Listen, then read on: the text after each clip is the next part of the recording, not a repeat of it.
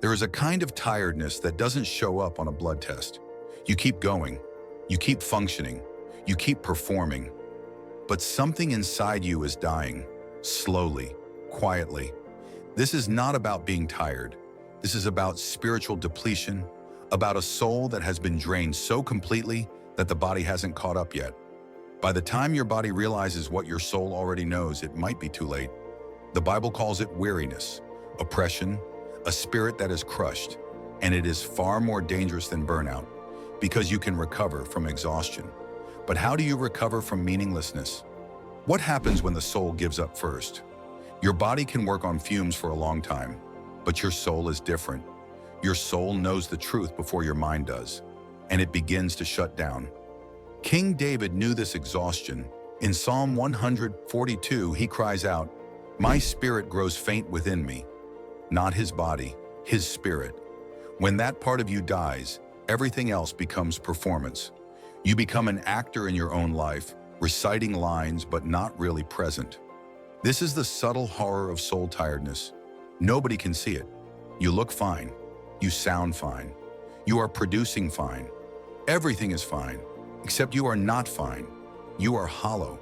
You are going through the motions of being alive without actually being alive. The difference between body tired and soul tired. Body tiredness is straightforward. You worked hard. You need rest. You sleep and recover. Soul tiredness is different. You can rest and still feel depleted. You can take a vacation and come back emptier than when you left.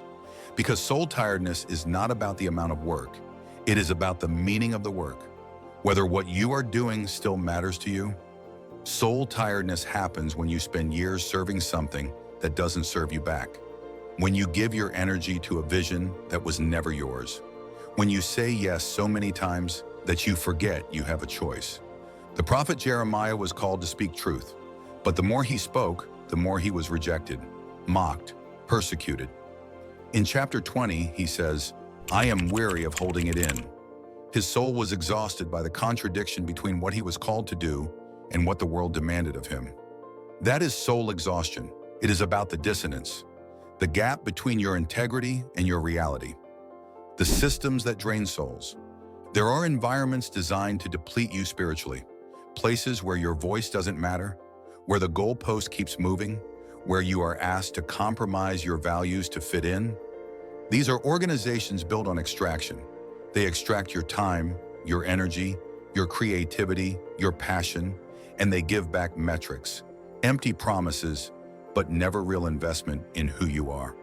Working in a system like this is like being on a sinking ship while everyone acts like it is fine.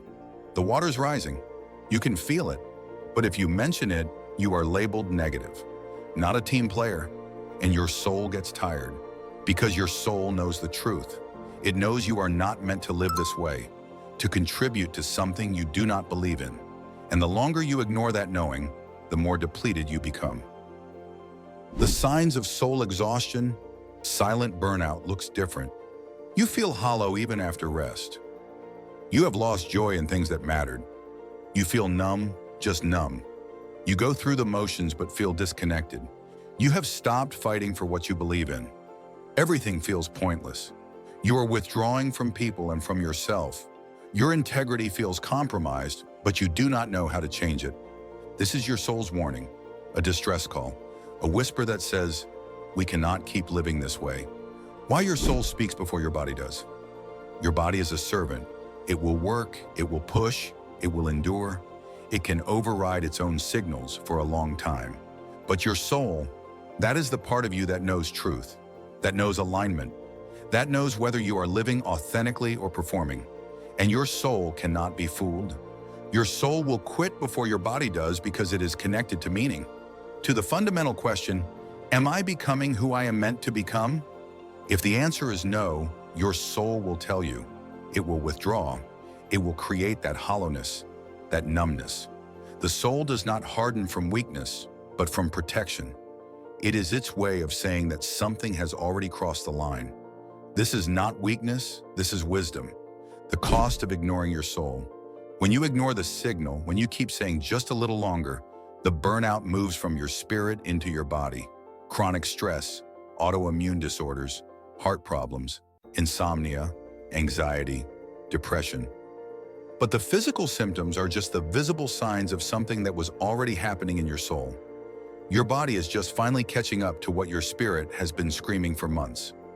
By the time your body forces you to stop, you might have lost pieces of yourself that cannot be recovered. Relationships damaged, dreams abandoned, a sense of self so fractured that rebuilding becomes the work of years. How to restore a soul that has been depleted. Step 1, name what you are experiencing. Call it what it is. Soul exhaustion. Not naming it keeps you in denial. Step 2, identify what drains and what restores you. What feeds your spirit? What restores meaning? Prioritize those things. Step 3, realign your life with your values. This might mean difficult conversations, setting boundaries, changing jobs, leaving relationships, but a soul cannot heal in a system that depletes it. Step 4, rebuild slowly. Rest is not the same as recovery. You need to reconnect with yourself, to remember what it feels like to care about something that matters to you. The sacred no. One of the most spiritual acts you can perform is saying no. Not no to everything, but no to the things that drain your soul. No to the compromises that erode your integrity. Your yes means nothing if you cannot also say no, because every yes that violates your values is a wound to your soul. Final truth. Your body will keep going long after your soul has given up, but you do not have to wait until your body breaks. You do not have to wait for total collapse. Listen to your soul. Honor the whisper before it becomes a scream. Your soul is not asking for perfection. It is asking for alignment, for truthfulness, for a life that feels like your own. That is not weakness. That is the most courageous choice you can make.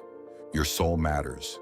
And what your soul is trying to tell you, that matters too.